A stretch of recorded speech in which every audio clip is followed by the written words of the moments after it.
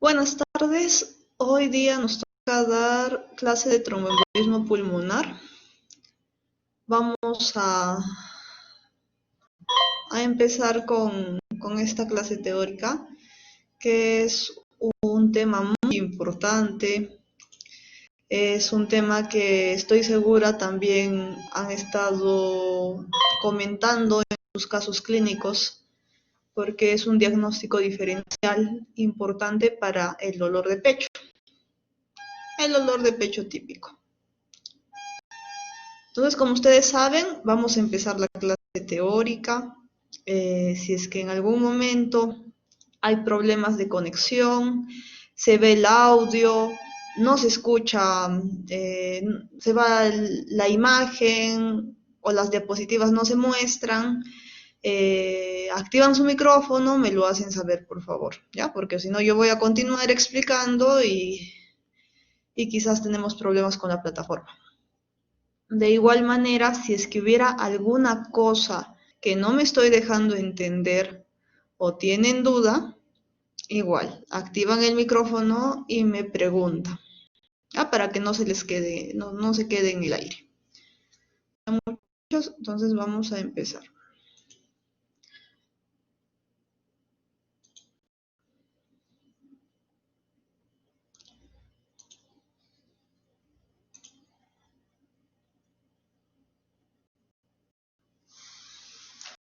Entonces, el tromboembolismo pulmonar va a ser una enfermedad que está incluida en las trombosis venosas. Se va a definir como la obstrucción parcial o compleja de las arterias pulmonares, ¿no? Que va a ser resultado de la migración de un coágulo formado en cualquier parte del sistema venoso y que va a embolizar y llega a las cavidades derechas del corazón, y de las cavidades derechas pasan a la arteria pulmonar. Entonces, va a ser una obstrucción, ¿no? Los trombos, el tromboembolismo, los trombos se pueden formar en cualquier parte del sistema venoso, generalmente en los miembros inferiores, ¿no? A esto vamos a conocer como tromboembolismo venoso. Si es que se forman en estas venas que se encuentran de la rodilla hacia arriba, de venas de buen calibre, lo vamos a llamar trombosis venosa profunda. Es donde generalmente se van a formar estos coágulos. Estos coágulos, al desprenderse, se van a convertir en trombos. Entonces van por la vía venosa hasta la vena cava inferior. La vena cava inferior saben que va a desembocar siempre en nuestra aurícula derecha, ¿no? Entonces, de la aurícula derecha pasa al ventrículo derecho y del ventrículo derecho a la arteria pulmonar. Eso quiere decir que va a depender del tamaño de este trombo. Si este trombo es muy grande, me puede obstruir la arteria pulmonar principal. En ese caso vamos a tener, ya se imaginarán, un desenlace caótico, ¿no? Mientras más grande sea el trombo, peor va a ser el pronóstico de este paciente. Entonces, el tromboembolismo venoso va a englobar a la trombosis venosa profunda, que ya les expliqué en qué consiste, y a la embolía pulmonar. Es la tercera enfermedad cardiovascular más frecuente. Tiene una incidencia anual de 100 a 200 por 100.000 habitantes, o sea, una gran prevalencia. El tromboembolismo venoso puede ser mortal en fase aguda o también conduce a la enfermedad crónica y con eso conlleva a discapacidad. Pero si es que es diagnosticada a tiempo, puede ser prevenible. El embolismo pulmonar agudo es la presentación más grave del tromboembolismo venoso. Muchas veces va a ser subdiagnosticada y su presentación va a tener variedades de síntomas, que puede ser desde una pequeña disnea o un pequeño dolor tipo punzada hasta muerte súbita. Entonces vamos a ir viendo eso. Como hemos dicho, es la tercera causa de muerte en los hospitales. La incidencia es de 100 por 100.000 habitantes y la prevalencia en hospitalizados es del 1%. Si no reciben tratamiento, la mortalidad puede llegar hasta el 30%. Fíjense, porque es importante hacer el diagnóstico de esta enfermedad. Es difícil el diagnóstico y, bueno, generalmente podrían tener un mal desenlace. Si el tromboembolismo pulmonar lleva a la enfermedad crónica, la complicación a largo plazo va a ser la hipertensión pulmonar. Entonces, ¿qué pacientes están en riesgo de hacer tromboembolismo venoso? Vamos a tener diferentes riesgos. Por ejemplo, pacientes con factor de riesgo fuerte van a ser aquellos que hayan tenido una fractura en miembro inferior, hospitalización por insuficiencia cardíaca o fibrilación auricular los 3 meses previos. Fíjense, es un factor de riesgo fuerte. Pacientes que tengan prótesis de cadera o de rodilla, traumatismo importante, infarto agudo de miocardio en los 3 meses previos es importante. Otro evento de tromboembolia venosa, lesión de médula espinal también. En riesgo moderado vamos a tener pacientes que hayan sido sometidos a cirugía artroscópica de rodilla, enfermedades autoinmunes, transfusión sanguínea, fíjense, ¿no? Quimioterapia, pacientes con insuficiencia cardíaca congestiva, que reciban estimuladores de la eritropoyesis. Mujeres que tengan terapia de reemplazo hormonal, ¿no? Entonces, fíjense esto cómo va a ser un factor de riesgo moderado. Es por eso que a las mujeres es importante preguntarle ese tipo de tratamientos, ¿no? Igual las mujeres que tomen anticonceptivos van a tener un riesgo moderado de hacer tromboembolismos. Personas con neoplasias, con antecedentes de ACV, el periodo posparto también va a ser un periodo en que va a tener, las mujeres van a tener riesgo de tromboembolismo. Y de riesgo bajo o débil, pacientes que estén postrados en cama más de 3 días, que tengan diabetes, hipertensión, viajes prolongados, ¿no? Aquí lo ponen débil, pero sumado este factor con otros, ¿no? Como ser obeso, ser diabético, ser hipertenso, es una historia clínica muy sugestiva de hacer esta enfermedad. Casi todas las personas que hemos visto que llegan hiposaturando, con dolor de pecho, son personas que han tenido viajes prolongados, que son obesos, que son diabéticos, hipertensos, entonces lo primero que pensamos es en TEP.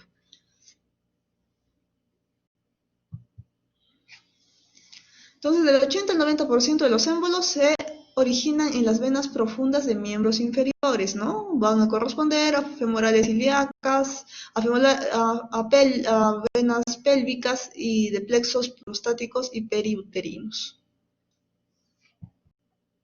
Y en la fisiopatología, ¿por qué se forman los trombos en algunas personas con más facilidad?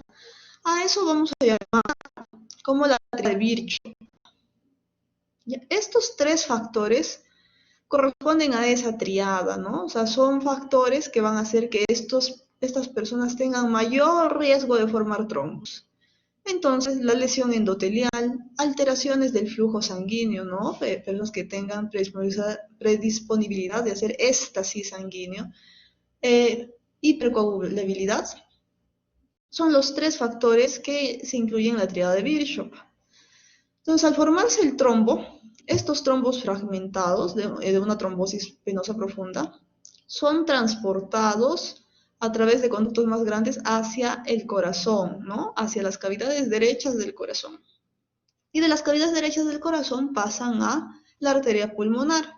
Y según el tamaño del trombo se va a quedar atrapado en una arteria principal, en una arteria de gran calibre, de mediano calibre o de pequeño calibre. Entonces va a depender del tamaño del trombo. Si es que es muy grande, entonces puede ocluir la arteria pulmonar principal, ¿no? justo antes de la bifurcación en arteria pulmonar derecha e izquierda. Y podría disponerse en silla de montar. Entonces ya se imaginarán, si sucediera esto, los pulmones se van a quedar sin flujo sanguíneo. Entonces va a ser una perturbación súbita del flujo sanguíneo, va a aumentar drásticamente la resistencia en estas arterias, ¿no? Porque por la obstrucción, y eso puede producir muerte súbita, insuficiencia cardíaca, shock cardiogénico de causa obstructiva. ¿Ya? Entonces, según el tamaño, va a ser el pronóstico. Esto es el esquema, ¿no? Que nos indica que todos los trombos llegan a las cavidades derechas del corazón y según el tamaño, si es muy grande, podría quedarse aquí. Si son más pequeños, podrían ir a alguna de las ramas, ¿no? Y si es que son más pequeños, pueden tomar alguna arteria más pequeña, pero al obstruir aquí, toda esta parte del pulmón se va a volver, va a tener isquemia, y si no se reperfunde, vamos a llegar al infarto, ¿no? A un infarto pulmonar. Ahora, de lo que les explicaba anteriormente, si nuestro trombo llegara aquí, a la rama izquierda de la arteria pulmonar, hemos dicho que va a aumentar la resistencia de esta arteria, ¿no? Entonces, ¿qué va a pasar con nuestro paciente? ¿Qué sucede? Hemos dicho que nuestras cavidades izquierdas son cavidades de presión, ¿no? Por eso las presiones que se manejan en las cavidades izquierdas pueden ser 80, 120, ¿no? Desde 90 hasta 120 milímetros de mercurio.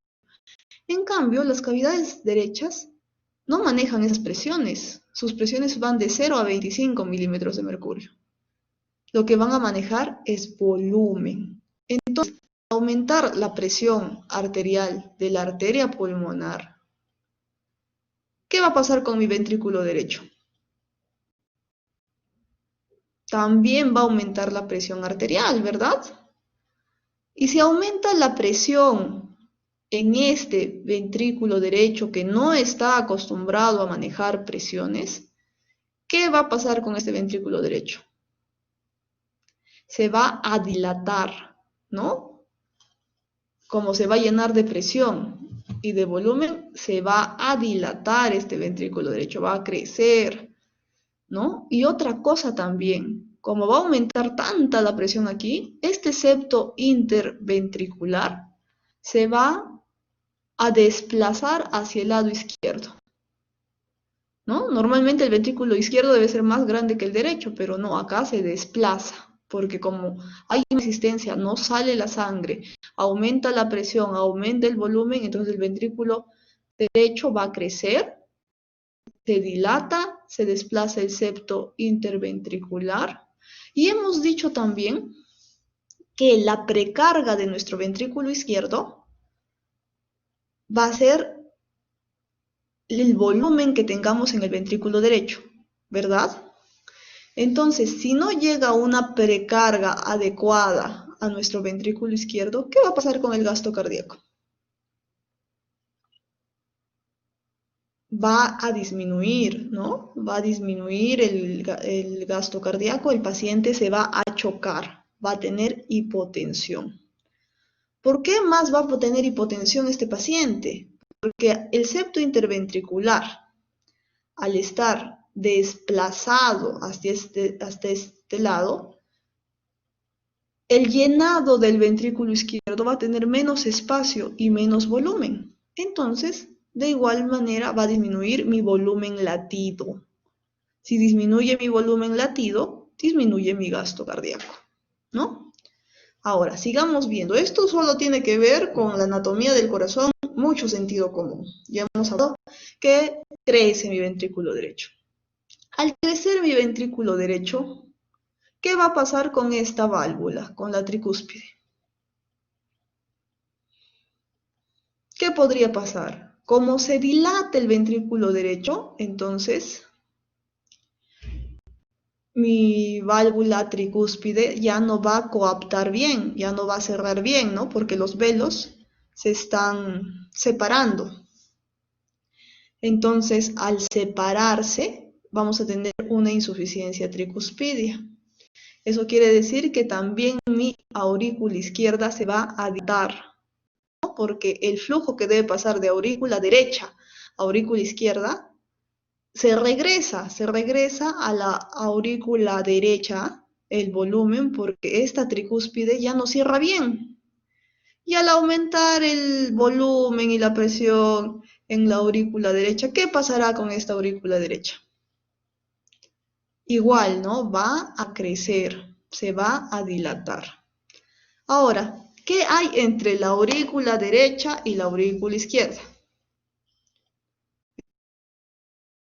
Está preguntando fácil, está el septo interauricular, ¿verdad? ¿Y qué estructura hay en el septo interauricular? O en otras palabras, ¿por qué estructuras está formado el septo interauricular?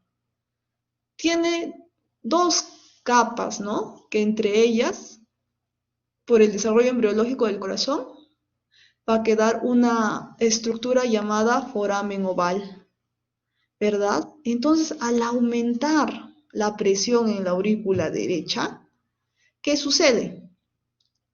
En el septo interauricular, como va a estar tanta la presión, el foramen oval se va a abrir por tanta presión que tiene la aurícula derecha y va a haber un shunt de derecha a izquierda, del foramen oval, o sea, de la aurícula derecha a la aurícula izquierda va a pasar la sangre venosa. Entonces va a ser sangre poco oxigenada, que pasa a la aurícula izquierda, de la aurícula izquierda al ventrículo izquierdo y de nuestra circulación sistémica. Es por eso que los pacientes hiposaturan, ¿ya? Porque va a haber un cortocircuito, va a haber un shunt, ¿ya? Entonces, eso es lo que ocurre cuando el trombo es grande. Por eso, rápidamente, estas cavidades derechas que no están acostumbradas a tanta presión, se van a dilatar rápidamente, el paciente se va a chocar, se va a hipotensar, va a hiposaturar, puede presentar cianosis y puede llegar a muerte, porque eso es lo que ocurre en la obstrucción de un trombo en la circulación pulmonar, ¿ya? Entonces, me he dejado entender, ¿verdad? Ahora, cuando el trombo es pequeño, cuando hay una obstrucción en arterias de mediano calibre, se puede producir isquemia, ¿no? en una parte del pulmón. Y cuando son más pequeñitos, va a haber perturbación respiratoria debido a que no va a haber muy buena perfusión, igual se puede llevar a la isquemia y al infarto. Ahora, cuando son embolias múltiples, o sea, múltiples émbolos que llegan a diferentes partes del pulmón y como van a ser más segmentos comprometidos, entonces quizás al principio lo tolere bien el paciente, pero al final puede llegar a una hipertensión pulmonar con insuficiencia ventricular derecha, ¿no? Porque al final igual va a aumentar las resistencias en la arteria pulmonar, va a dilatar este ventrículo derecho, lo va a hacer crecer y como no está acostumbrado a manejar tanta presión, rápidamente va a caer en insuficiencia ventricular derecha. Entonces, no se olviden, la poscarga del ventrículo derecho aumentado va a hacer que este ventrículo se dilate. Si se dilata, la tricúspide no va a cerrar bien, por lo tanto va a haber insuficiencia tricuspidia. Esa dilatación de la pared del ventrículo derecho va a hacer que haya una activación neurohormonal, inflamación miocárdica, va a hacer que el sistema simpático active sus mecanismos compensatorios como la taquicardia para mejorar la contractilidad del ventrículo derecho, ¿no? Eso lleva a más consumo de oxígeno del ventrículo derecho, a lo que lo va a conllevar a una mayor insuficiencia, ¿no? Y por ende disminuye el gasto del ventrículo derecho. El gasto del ventrículo derecho hemos dicho que es la precarga del ventrículo izquierdo, por ende también disminuye. El paciente hace bajo gasto cardíaco y por eso la presión sistémica disminuye, ¿no? Además, si el paciente está chocado, eso también hace que la perfusión coronaria del ventrículo derecho disminuya. Y por eso llegan al shock cardiogénico y a la muerte. Factores de riesgo, no se olviden, para recordarles. Pacientes que hayan tenido infarto agudo de miocardio, insuficiencia cardíaca, traumatismos, fracturas de miembros inferiores, el uso de anticonceptivos, mujeres en el parto o en el puerperio, inmovilización prolongada, personas mayores de 40 años, antecedentes anteriores de ACV, de tromboembolismo pulmonar y de trombosis venosa profunda. Toda cirugía ortopédica, pulmonar y neurológica tiene riesgo. Por eso es importante en los hospitales al cirujano, al traumatólogo, poner énfasis en que deben poner a sus pacientes medicación profiláctica para trombosis. Y las consecuencias van a ser el aumento del espacio muerto, broncoconstricción, taquipnea, hipoxemia, hiperventilación alveolar, aumento de la resistencia vascular pulmonar, sobrecarga del ventrículo derecho y la hipoxia tisular. El cuadro clínico. ¿Cómo se presenta este cuadro clínico? Van a ser diferentes síntomas. A veces nos pueden hacer confundir con otras patologías y la sospecha diagnóstica va a salir de los factores de riesgo que tiene el paciente y de la historia clínica. Por eso es muy importante en cardiología la historia clínica. La historia clínica nos da el diagnóstico. Entonces, los síntomas pueden ser disnea de aparición súbita e inexplicable. Dolor torácico tipo pleurítico, o sea, tipo punzada. Dolor en piernas, ¿no? Puede ser en pantorrilla, sudoración, hemoptisis.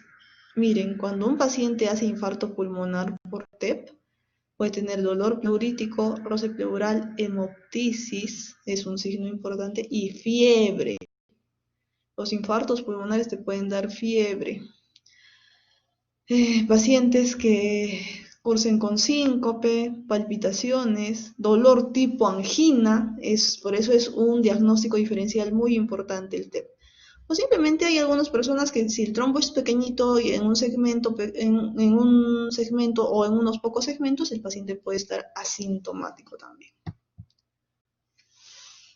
Entonces, como en medicina es un arte el diagnosticar, es que en las diferentes guías nos aparecen con cuánta frecuencia los pacientes con TEP tienen los siguientes síntomas.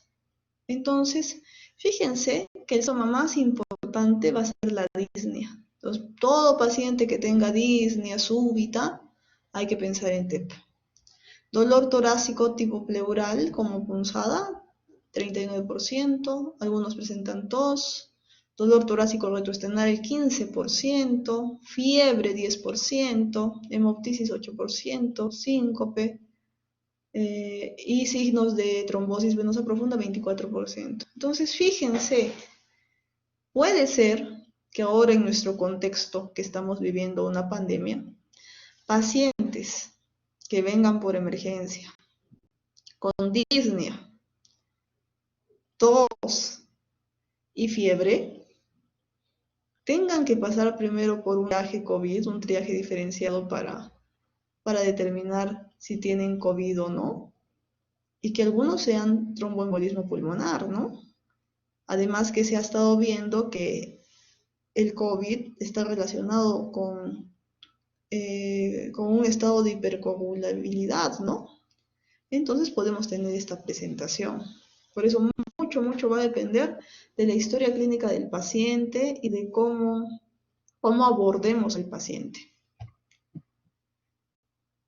En signos podemos encontrar al paciente taquipneico, taquicárdico, aumento del segundo ruido pulmonar, ¿no? En nuestros casos clínicos, cuando nos ponen A2 reforzado, P2 reforzado, eso quiere decir, ¿no? Porque el segundo ruido cardíaco va a corresponder al cierre de la válvula aórtica y de la válvula pulmonar, ¿no? Entonces vamos a encontrar el segundo ruido en foco pulmonar de un timbre aumentado. Podemos encontrar estertores pulmonares algunas veces, signos de trombosis venosa profunda en miembros inferiores, algunas veces también cianosis. Entonces, como tenemos que llegar a un diagnóstico, como son síntomas que se pueden confundir con otras enfermedades, ¿no? Inclusive con neumonía, con infarto agudo de miocardio, con otras enfermedades, es que aparece este score, que se llama el score de Wells. Este score de Wells nos va a dar algunos puntajes que nos va a indicar la probabilidad clínica, ¿no? En las guías que nosotros manejamos siempre son guías, se puede decir, ayuda para que tú tengas menos falla diagnóstica. Para eso nos ayudan las guías, ¿no? A todo médico joven que sale, que de repente no tiene mucha experiencia clínica, ayudan los scores, ayudan este tipo de reglas. Entonces, ¿qué nos dice este score de Wells? Tengo estos parámetros y voy a calificar a mi paciente según estos parámetros. Entonces, si el paciente ha tenido historia de trombosis venosa profunda o de embolismo pulmonar previamente, le voy a dar un puntaje de 1.5. Si lo encuentro al paciente taquicárdico, o sea, con frecuencia cardíaca más de 100, le voy a dar este puntaje, 1.5. Si tiene historia de cirugía o inmovilización en las últimas 4 semanas, igual tiene el mismo puntaje. Hemoptisis, neoplasias, signos, hemoptisis y neoplasias valen 1 punto. Y fíjense, estos que valen más de 3 puntos, son pacientes que tengan signos clínicos evidentes de trombosis venosa profunda y que otro diagnóstico que no sea embolismo pulmonar sea menos probable, ¿no? O sea, cualquier otra enfermedad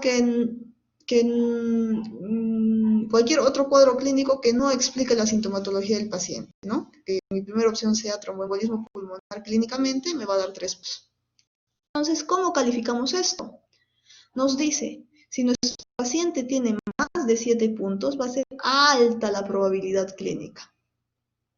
Es más seguro que este paciente tiene tromboembolismo pulmonar. Si me sale de 2 entre 6, tiene una probabilidad intermedia, y si es de 0 a 1, una probabilidad baja, ¿no? Entonces, también se puede calificar así, ¿no? Solo con más de 5, tromboembolismo pulmonar probable e improbable menos de 4. Entonces, para eso nos sirven las escalas. Entonces, si yo tengo un paciente con alta probabilidad de TEP, ya tengo el diagnóstico y debería iniciarle tratamiento. Ahora, ¿qué es importante ver en nuestros pacientes con sospecha de TEP? Lo primero que tenemos que evaluar es su compromiso hemodinámico. Si el paciente está chocado, ¿no? Entonces, si es un paciente con sospecha de embolia pulmonar, con shock, que está hipotenso, es un paciente de alto riesgo. Y si está hemodinámicamente estable, es un riesgo no alto. Entonces me dirán, pero doctora, ¿para qué nos sirve esto? Nos sirve porque tenemos que ver cuánto nos vamos a demorar en actuar para resolver este embolismo. Obviamente, si el paciente está chocado, tenemos que actuar rápidamente, ¿no? Eso lo vamos a ver más adelante. El diagnóstico. ¿Cómo llegamos al diagnóstico? Primero, la clínica, ¿no? Siempre va a ser la clínica. Tenemos de ayudita para nuestro cuadro clínico por los antecedentes del paciente, tenemos este score de Wells, ¿no? Que nos puede dar diagnóstico clínico. ¿Qué más podemos hacer con estos pacientes? Es importante pedirles un dímero D. El dímero D es importantísimo porque tiene gran valor predictivo negativo. ¿Eso qué quiere decir? Que el dímero D se puede elevar en varias enfermedades que tengan que ver con la coagulación, que tenga que ver con algún tipo de alteración sanguínea. Pero si yo encuentro este dímero D negativo en un paciente que estoy pensando que puede tener TEP, si lo encuentro negativo, eso ya me descarta el diagnóstico. Eso quiere decir que todo paciente que tenga dímero D negativo no es improbable que tenga tromboembolismo pulmonar. Por eso es importante el dímero D. Luego, en el electrocardiograma, como son pacientes que van a tener obstrucción de la circulación pulmonar por los mecanismos fisiopatológicos que ya hemos mostrado, los pacientes pueden cursar con taquicardia sinusal. Como ustedes ya han visto en diferentes casos clínicos o en otras clases teóricas, la taquicardia sinusal se va a caracterizar porque la frecuencia va a ser mayor a 100 y siempre tiene que tener onda P. Otro patrón que se puede identificar en el electrocardiograma en los pacientes con TEP es el signo S1Q3T3.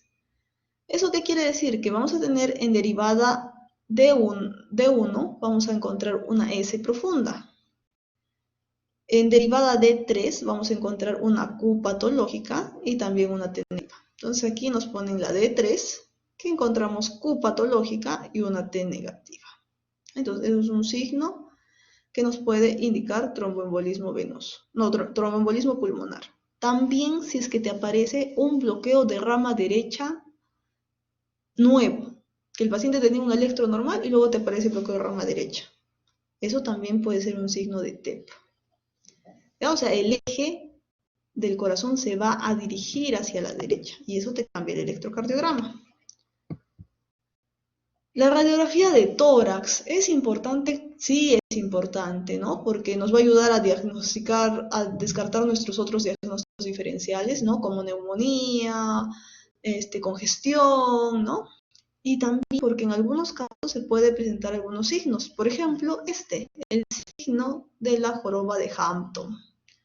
¿Ya? Este signo es importante porque les preguntan en sus exámenes y a qué va a corresponder. Va a ser una densidad periférica en forma de cuña por encima del diafragma izquierdo, en el lado izquierdo. ¿Ya? Entonces no se olviden, signo de joroba de Hampton en la radiografía de tórax. También se puede encontrar oligoemia focal. O sea, nosotros cuando tomamos una radiografía de tórax vamos a ver la vascularidad del pulmón. No vamos a encontrar vasos sanguíneos, pero lo que se puede encontrar es un hilio pulmonar prominente. A eso vamos a llamar signo de Westermarck. Es radiológico también. ¿Ya? Y la tomografía, que también nos puede dar diagnóstico, porque cuando nosotros hacemos la tomografía, vamos a tener diferentes cortes. Y en esta ventana, que es la ventana mediastínica, vamos a encontrar la arteria aorta y la arteria pulmonar. Miren, la aorta y la pulmonar deberían tener el mismo calibre, sea más o menos la relación 1:1. Pero aquí vemos una aorta de este tamaño y fíjense la pulmonar cómo se ve más grande y aparte vamos a encontrar, podemos apreciar a veces los trombos, ¿no? Estas imágenes que acá se evidencian. Por eso es importante la tomografía. Otros estudios, la gamografía pulmonar. La gamografía pulmonar ayuda a ver la ventilación y la perfusión pulmonar. Es un estudio que se hace en medicina nuclear, lamentablemente en Tacna no tenemos. Y bueno, este tipo de estudio da el diagnóstico definitivo, ¿no? La resonancia magnética también ayuda y la ecocardiografía va a tener un rol importante. ¿Ya? Pero ahorita vamos a indicar dónde vamos a usar la cardiografía.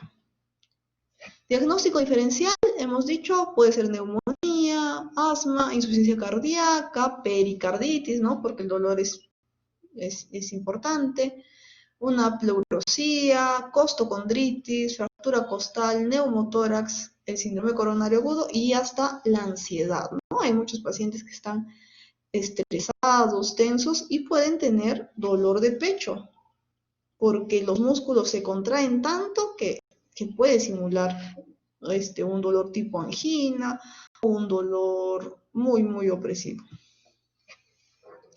Entonces, ¿qué vamos a hacer con nuestros pacientes? Hemos dicho, primero vamos a evaluar el riesgo del paciente. Vamos a ver si es un paciente que está hipotenso, con shock, que describiríamos que sería un paciente de alto riesgo, ¿no? Entonces, si tenemos un paciente con alto riesgo que está chocado, yo tengo que ver, en mi hospital tengo a la disponibilidad hacerle una angiotomografía que me va a dar el diagnóstico definitivo. Si mi respuesta es sí, debo llevarlo inmediatamente al angiotomógrafo y hacerle el estudio, ¿no? Si el estudio me sale positivo, o sea, si encuentro los trombos en el árbol pulmonar y el paciente está chocado, fíjense cuál es el tratamiento. Tratamiento específico de embolia pulmonar, reperfusión primaria. Entonces, ¿qué quiere decir reperfusión? Estoy segura que ya lo han visto en otras clases teóricas. ¿Qué quiere decir reperfusión? Vamos a tener que devolverle rápidamente el flujo a esa arteria que está obstruida. Entonces, ¿cómo hacemos? ¿Cómo hacíamos en infarto agudo de miocardio? Con la trombosis, ¿no?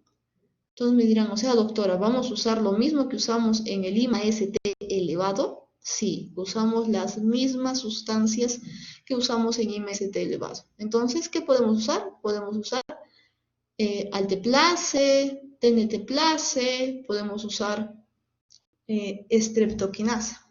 Entonces, en nuestro medio, lo que más usamos es TPA, o sea, alteplase, y la trombolisis no va a ser como lo hacemos en infarto agudo de miocardio, ¿no? Que en infarto de miocardio con el alteplase tenemos un esquema de dar bolo de 15, luego en 30 minutos 50 miligramos y luego en 30 minutos los 35 restantes, ¿no? Aquí en tromboembolismo pulmonar vamos a hacer de otra manera. La trombolisis es más simple.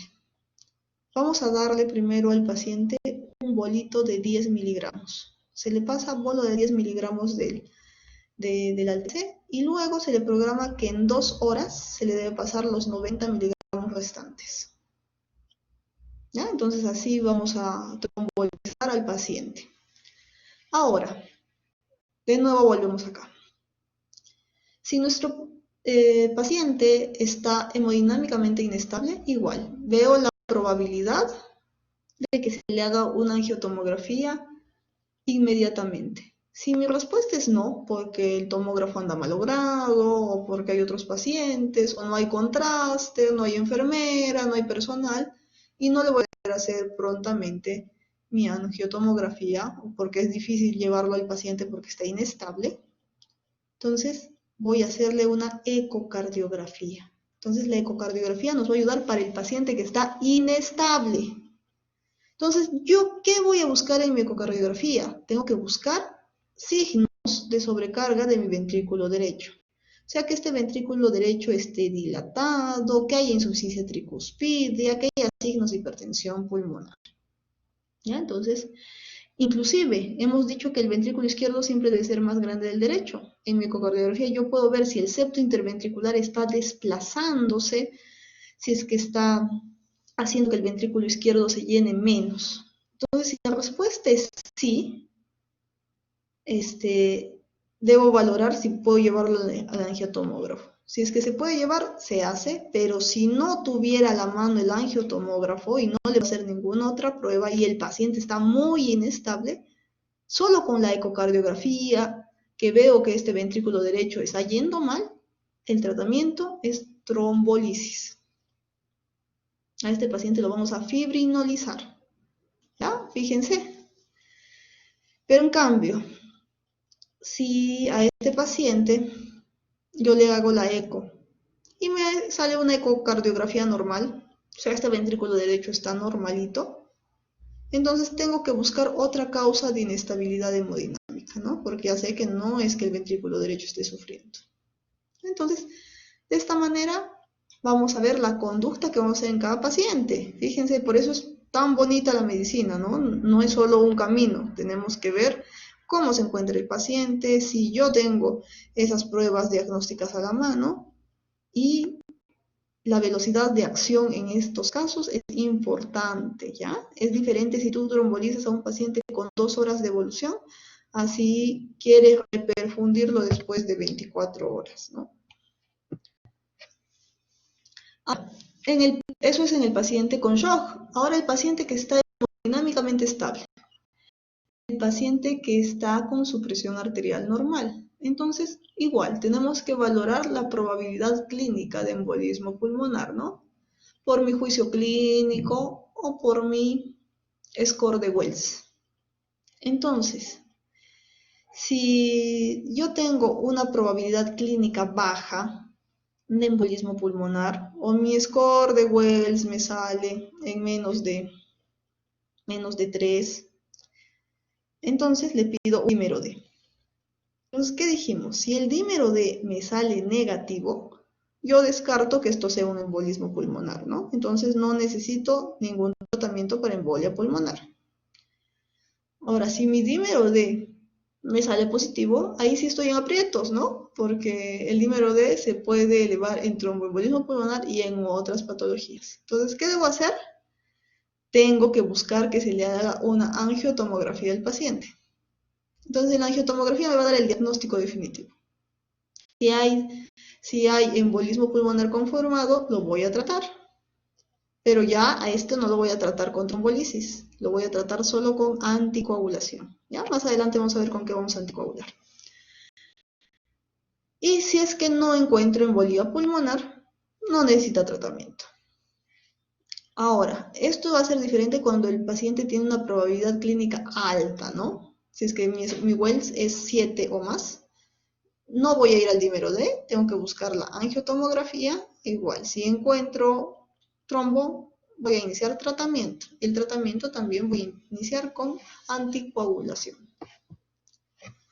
Entonces, no se olviden, todas estas son las herramientas diagnósticas que nos van a ayudar al diagnóstico definitivo. No se olviden, el dímero D solo nos va a ayudar para pacientes que tengan baja e intermedia probabilidad, ¿no? En cambio, en los otros pacientes tenemos que buscar hacerle una angio-T. La ecocardiografía es importante porque solo va a tener utilidad en pacientes que estén hemodinámicamente inestable, ¿ya? O sea, de rutina no se puede pedir ecocardiografía porque no nos va a dar el diagnóstico, solo en pacientes que tienen inestabilidad hemodinámica. Y la angiotomografía va a ser, se podría decir, el gold estándar, ¿no? La gammagrafía también es un estudio con alta probabilidad, solo que no es muy accesible. Hay otros marcadores que nos pueden hablar del pronóstico de estos pacientes, por ejemplo, el péptido natriurético, la troponina y este péptido de ácidos grasos. Si es que están elevados, nos hablan de mal pronóstico en el paciente.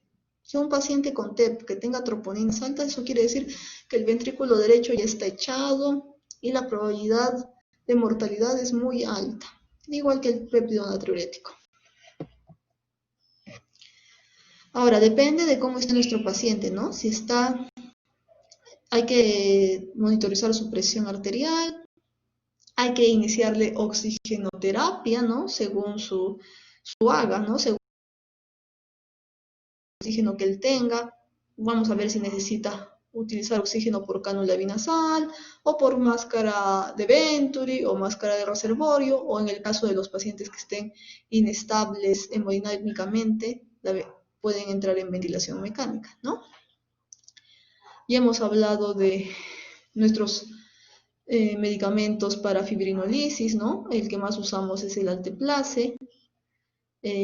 Conocemos un protocolo para trombolizar en infarto del miocardio, que ya lo hemos recordado, y no se olviden que en tromboembolismo pulmonar solo vamos a trombolizar a pacientes que estén en shock, pacientes hemodinámicamente inestables, que veamos que el ventrículo derecho está dilatado, está sobrecargado de volumen, solo en ese tipo de pacientes, porque son de muy alto riesgo. Y la trombolisis va a ser un bolo de 10 miligramos, y luego pasarle 90 miligramos en 2 horas. Y los pacientes que tengan riesgo intermedio, que no estén hemodinámicamente inestable, iniciamos anticoagulación. Entonces, tenemos que anticoagular. ¿Con qué anticoagulamos rápidamente a un paciente? ¿Cuál de todos los anticoagulantes que conocemos lo va a anticoagular más rápido? Van a ser anticoagulantes que usemos por vía endovenosa o vía subcutánea. Entonces, en ellos tenemos o heparina o enoxaparina, ¿no? Nuestra heparina de bajo peso molecular. Es más cómodo anticoagular con enoxaparina. ¿Por qué? Porque van a ser inyecciones subcutáneas. Entonces, anticoagulamos con enoxaparina a dosis de 1 miligramo por kilo cada 12 horas. Con eso nos aseguramos que el paciente esté anticoagulado plenamente. En la heparina es un poco más difícil anticoagular porque va a tener que ser, para anticoagularlo tendríamos que ponerle una bomba de infusión continua. Todo el día le tiene que pasar una sustancia a diferente velocidad y se tiene que monitorizar con un examen de sangre. ¿Ya? En caso de que anticoagulemos con heparina tenemos que dosar factor 2. Entonces el estudio que vamos a hacer para ver si realmente está anticoagulado va a ser tiempo parcial de tromboplastina. En cambio, cuando anticoagulamos con enoxaparina, no necesitamos monitorizar este examen, ¿no? Porque no tenemos dosaje de factor 10, donde actúa la enoxaparina. Ahora me dirán, doctora, ¿y la warfarina? Que tanto se ha hablado, inclusive algún médico dio por radio diciendo que para COVID se tomen su warfarina y luego los pacientes empezaron a desangrarse y llegar sangrando por todas las emergencias del país. ¿Y la warfarina, doctora, en cuándo se le da? La warfarina es un medicamento que su efecto anticoagulante va a ser que actúa sobre los factores de coagulación dependientes de vitamina K. O sea, el factor el 2, el 7, el 9 y el 10. ¿Ya? Eso es importante, les preguntan en sus exámenes sobre qué factores actúa cada anticoagulante. ¿Ya? Entonces no se olviden de la warfarina, es su mecanismo de acción. Entonces, la warfarina tiene antídoto. Sí, tiene antídoto, ¿no? Si actúa sobre los factores de vitamina K, entonces, ¿cuál es su antídoto? La vitamina K, ¿no? Ahora, como hemos visto que actúa sobre esos factores, igual, para que nosotros sepamos si nuestro paciente está bien anticoagulado o no, tenemos que hacer monitoreo de su sangre con un examen, ¿no? Que va a ser el tiempo de protrombina o el INR, ¿no? Que va a ser un índice para estandarizar en todos los laboratorios. ¿No? Normalmente este INR tiene que ser 1 y nosotros para anticoagular al paciente necesitamos que llegue en un rango de 2 a 3. Ahora, si yo le doy warfarina a mi paciente hoy día, ¿ya estará anticoagulado hoy día? No. La warfarina demora en actuar más o menos 3 días. Es por eso que nosotros en el hospital iniciamos la anticoagulación con enoxaparina, porque yo le pongo la primera inyección y ya quiere decir que mi paciente está anticoagulado. En cambio, con warfarina voy a tener que esperar. Entonces, ustedes van a ver muchas veces esa combinación, ¿no? Que se le inicia al paciente con enoxaparina y warfarina. Esperamos 3 días a que la warfarina se impregne y ya cuando el INR esté más de 2, le suspendemos la heparina y el paciente ya queda con warfarina para la casa. Otra opción para anticoagular son estos NOAC, ¿no? Los nuevos anticoagulantes orales. Son también tabletas, o sea, por vía oral, que van a actuar en diferentes factores de la anticoagulación. Entonces vamos a tener medicamentos tipo rivaroxaban, dabigatran, apixaban. Entonces el dabigatran es un medicamento que va a actuar sobre factor 10. Y son seguros todos estos medicamentos, no necesitan hacer un dosaje de sangre para saber si nuestro paciente está plenamente anticoagulado, que es la principal ventaja que tienen sobre warfarina. Y bueno, de todos estos, el único que tiene reversor, o sea que tiene antídoto, va a ser dabigatran. Entonces, en algunos pacientes es recomendable usar estos anticoagulantes, ¿no? Que no interfieren con nada, porque la warfarina también interfiere con los alimentos que tengan hoja verde, ¿no? Como tiene vitamina K, va a disminuir la anticoagulación de esos pacientes. ¿Cuál es el detalle de estos medicamentos? Que son caros. Esa es la verdad. Son gastos y como muchas veces estos pacientes van a tener que ser anticoagulados para siempre, son gastos que de repente la familia no va a poder hacerlo, ¿no? Porque son gastos más o menos de 500, 600 soles al mes. Entonces, hablando de tiempo de anticoagulación, ¿cuánto tiempo vamos a anticoagular a los pacientes que han tenido tromboembolismo pulmonar, a los pacientes que han tenido tromboembolismo venoso? ¿En cuánto tiempo desaparece un trombo? Más o menos va a desaparecer en 4 semanas.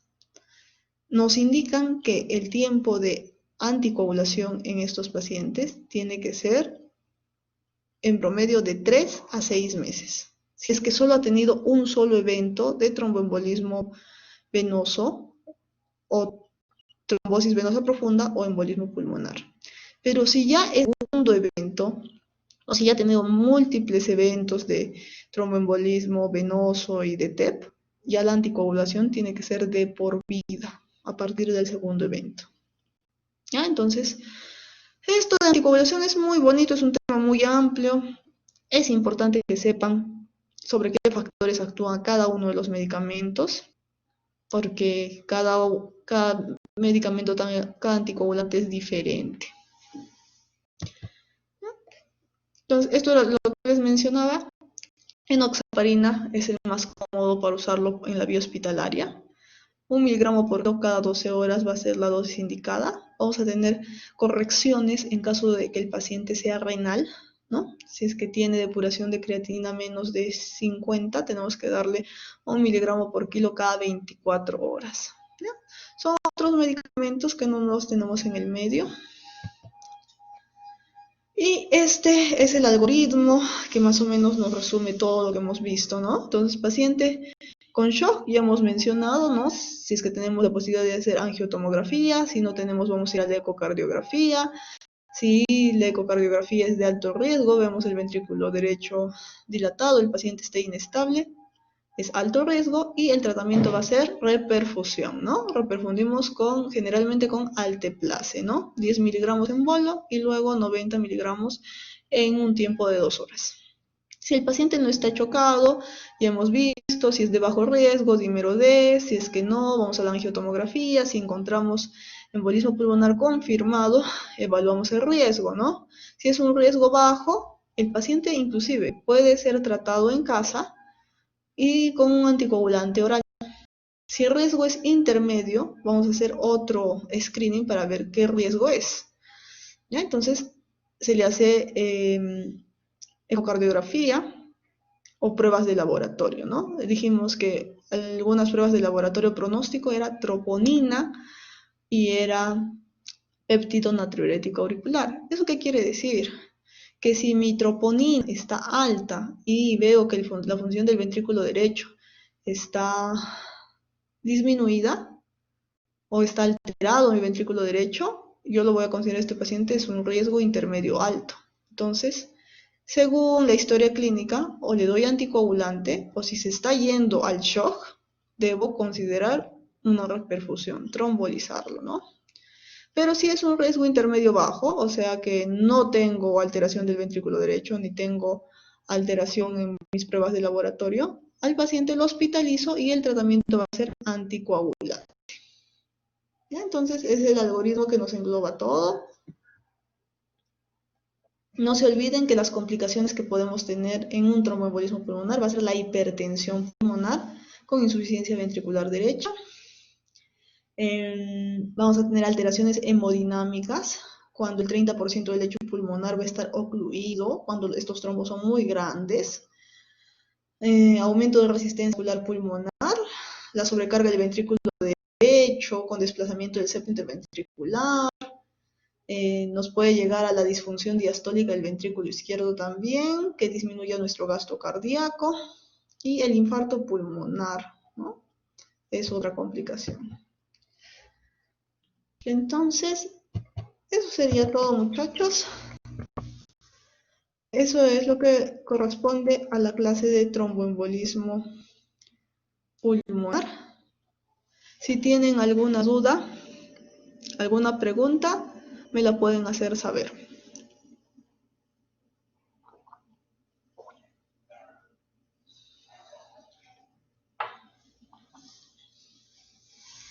Entonces, ¿todo ha quedado claro con tromboembolismo pulmonar?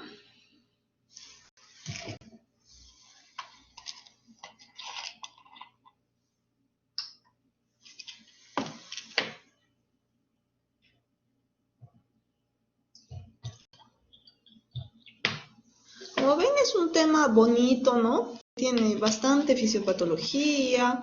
En sí, cardiología es sencillito, ¿ah?